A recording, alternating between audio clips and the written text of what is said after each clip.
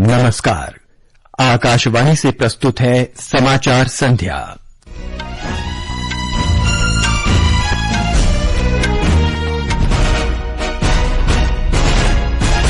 भाजपा के वरिष्ठ नेता और गृहमंत्री अमित शाह ने कहा, जब तक शांति कायम नहीं होती तब तक पाकिस्तान के साथ कोई बातचीत नहीं होगी। केंद्र सरकार ने भारतीय प्रशासनिक सेवा की 2023 बैच की परिवीक्षाधीन अधिकारी पूजा खेड़कर को तत्काल प्रभाव से सेवा मुक्त किया। खेल मंत्री मनसुख मांडविया ने खिलाड़ियों के लिए बेहतर प्रशिक्षण सुविधाओं और बुनियादी ढांचे का आश्वासन दिया। पेरिस पैरालंपिक में शानदार प्रदर्शन के लिए खिलाड़ियों की सराहना की। मौसम विभाग ने अगले 4 दिनों में ओडिशा, तटीय आंध्र प्रदेश और तेलंगाना में मूसलाधार वर्षा की संभावना व्यक्त की। देश में गणेश चतुर्थी पारंपरिक हर्षोल्लास से मनाई जा रही है। और अमेरिकी ओपन टेनिस में महिला सिंगल्स के फाइनल में देर रात जेसिका पेगुला का मुकाबला आर्याना साबालेंका से। समाचार संध्या के साथ मैं नवीन सक्सेना। गृहमंत्री और भाजपा के वरिष्ठ नेता अमित शाह ने विपक्षी दलों पर आरोप लगाया है कि वो जम्मू कश्मीर में पुरानी व्यवस्था को वापस लाने और पाकिस्तान के साथ बातचीत शुरू करना चाहते हैं।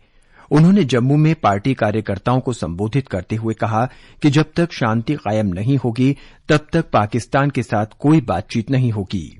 370 हटने से जम्मू कश्मीर की माताओं बहनों को अधिकार मिला है। आतंकवाद को पैसा देने वालों पर तबाही आई, जेल में डाल दिए। एलओसी का ट्रेड शुरू होगा तो उनका मुनाफा सीधा आतंक के काम में होगा। जब तक शांति नहीं होती पाकिस्तान से कोई बात नहीं होगी। श्री शाह ने कहा कि एनडीए सरकार आतंकवाद, स्वायत्तता को फिर से पनपने नहीं देगी और भाजपा सरकार आरक्षण प्राप्त गुज्जर, पहाड़ी, बकरवाल और दलितों सहित किसी भी समुदाय के साथ अन्याय नहीं होने देगी।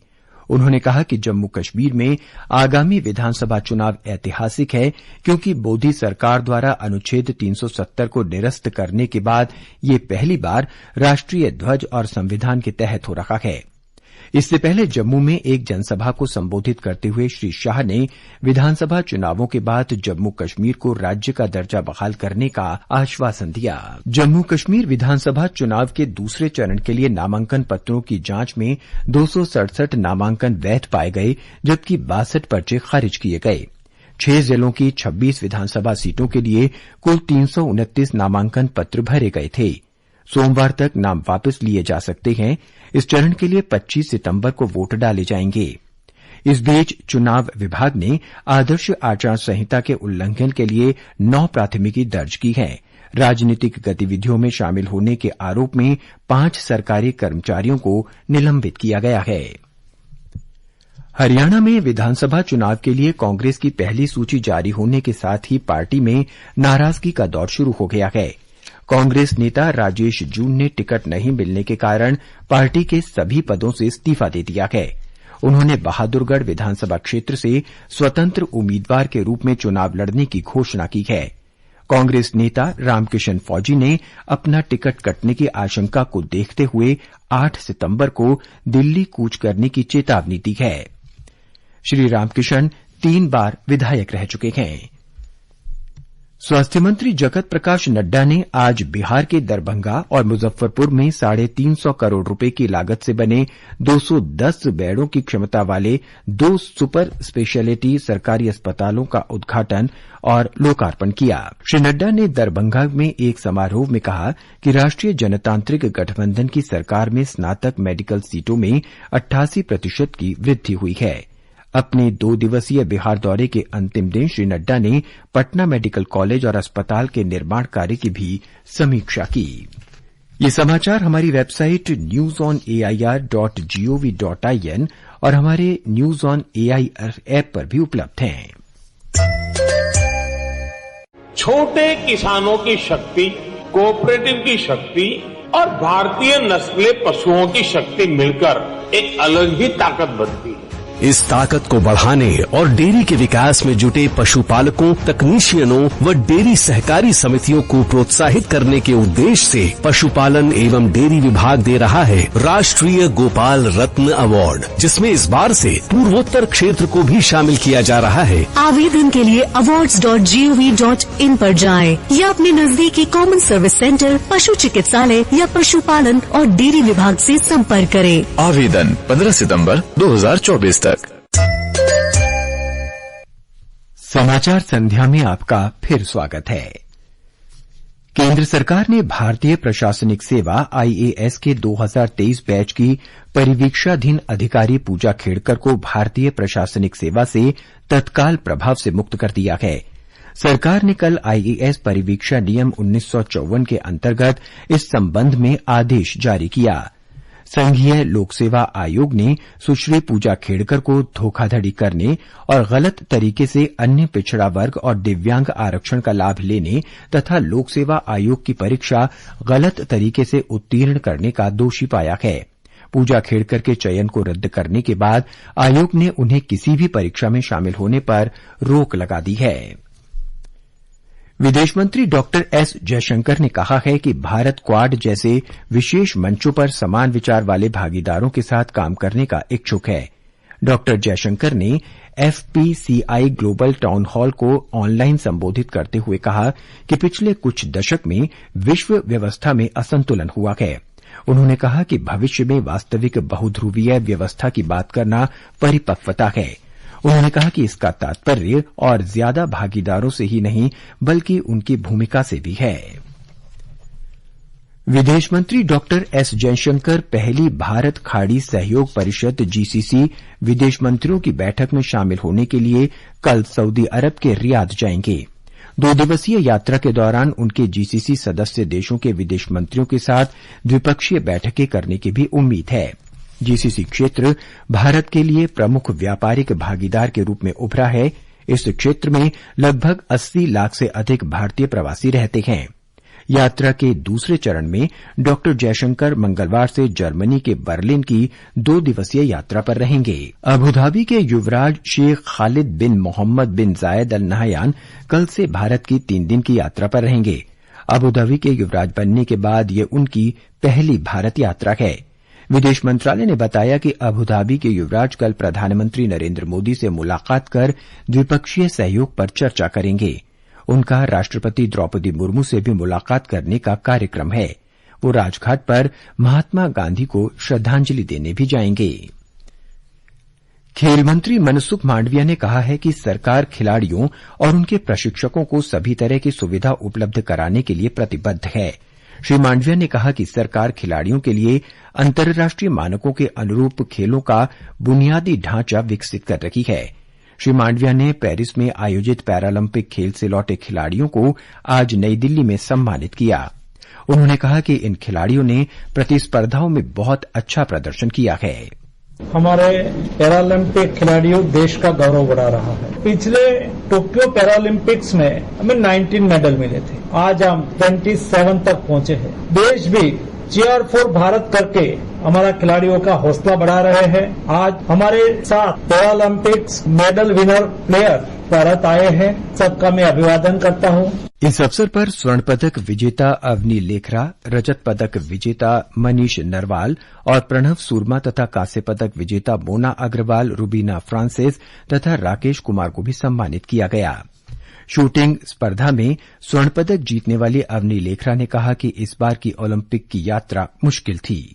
बहुत ज्यादा एक्सपेक्टेशंस थी, मेरी खुद से थी, लोगों की मुझसे थी। Then I just recovered from injury also. तो वो सब के बाद में यहाँ पे पहुंचना एंड गोल्ड लेना, it was such a nice feeling. It was like a team effort जिसने ये पॉसिबल करवा पाया है। कांस्य पदक विजेता रूबीना फ्रांसिस ने कहा कि ओलंपिक यात्रा के दौरान उन्हें कभी अकेलापन महसूस नहीं हुआ क्योंकि पूरी टीम उनके साथ थी। सेटिस्फेक्शन तो बहुत है क्योंकि 8 साल के बाद मिला है एंड जर्नी में मैं अकेली नहीं हूँ, सारे लोग हैं मेरे साथ, मेरे कोच हैं, पूरी पैरा टीम है। तो 8 साल की जर्नी में हर्डल्स देखे तो उन्हीं के साथ देखे हैं और जीत भी देखी तो उन्हीं के साथ देखी है। इस बीच पेरिस पैरालंपिक में भारतीय खिलाड़ियों ने शानदार प्रदर्शन करते हुए 6 स्वर्ण, 9 रजत और 12 कांस्य पदक सहित कुल 27 पदक जीत लिए हैं। आज महिलाओं की 200 मीटर T12 फाइनल में सिमरन, पुरुषों के 400 मीटर T47 फाइनल में दिलीप गावित और पुरुषों की भाला फेंक F41 स्पर्धा फाइनल में नवदीप भाग लेंगे। ये समाचार आकाशवाणी से प्रसारित किए जा रहे हैं। ताजा समाचार जानने के लिए आप हमारे social media handle x@AIR news Hindi को फॉलो कर सकते हैं। ये आकाशवाणी है। मौसम विभाग ने ओडिशा, तटीय आंध्र प्रदेश और तेलंगाना में अगले 4 दिनों तक मूसलाधार बारिश की संभावना व्यक्त की है। विभाग के अनुसार तटीय आंध्र प्रदेश और यनम में कल तेज वर्षा हो सकती है। इस बीच पश्चिमी उत्तर प्रदेश, हरियाणा, पश्चिमी राजस्थान, उत्तराखंड, गुजरात, छत्तीसगढ़, कोंकण और गोवा में तेज वर्षा की स्थिति बनी रहेगी। पूर्वोत्तर भारत में भी अगले 7 दिनों तक ऐसी स्थिति बनी रहेगी। विजयवाड़ा के बाढ़ प्रभावित क्षेत्रों में राहत कार्य जारी है। एक रिपोर्ट। विजयवाड़ा में सरकार सक्रिय रूप से बाढ़ प्रभावित लोगों की मदद में जुटी हुई है। राज्य और केंद्र सरकार के अधिकारियों ने मिलकर बुधमेरू नहर में 3 दरारों को बंद करने का काम किया है। प्रकाशम बैराज के क्षतिग्रस्त फाटकों की मरम्मत का काम भी पूरा हो चुका है। राज्य के मंत्री और विधायक प्रभावित इलाकों का दौरा कर भोजन और अन्य सुविधाएं सुनिश्चित कर रहे हैं। मौसम विभाग ने आंध्र प्रदेश के तटीय जिलों में कल अत्यधिक वर्षा का अनुमान जताया है। इस बीच बाढ़ पीड़ितों की मदद के लिए मुख्यमंत्री राहत कोष में बड़ी संख्या में लोग दान कर रहे हैं। आंध्र प्रदेश विजयवाड़ा से अल्लू मुरली की रिपोर्ट के साथ समाचार कक्ष से शक्ति सिंह। देश में आज गणेश चतुर्थी का त्योहार श्रद्धा और उल्लास के साथ मनाया जा रहा है।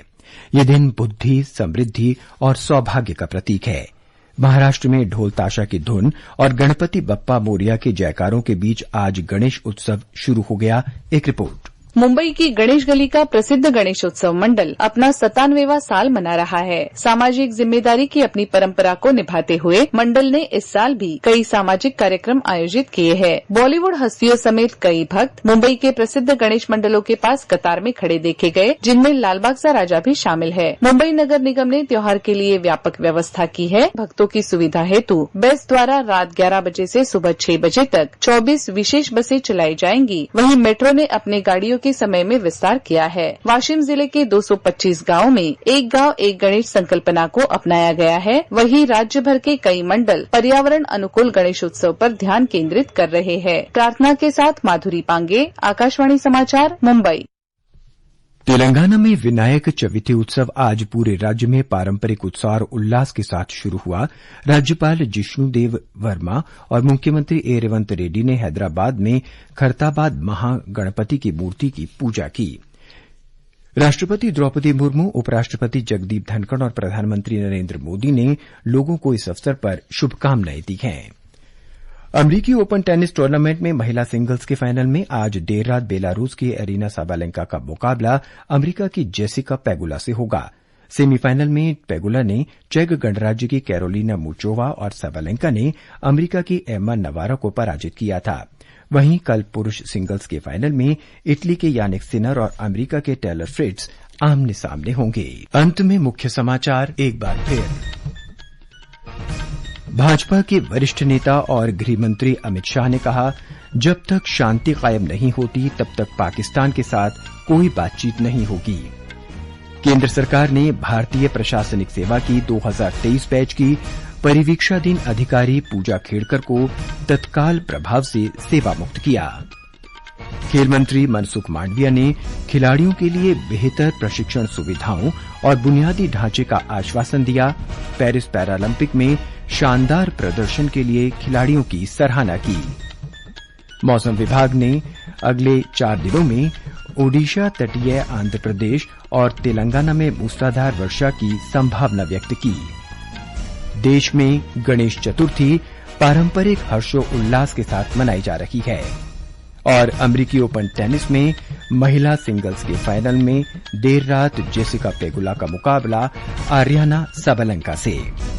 इसके साथ ही समाचार संध्या का ये अंक समाप्त हुआ। नमस्कार।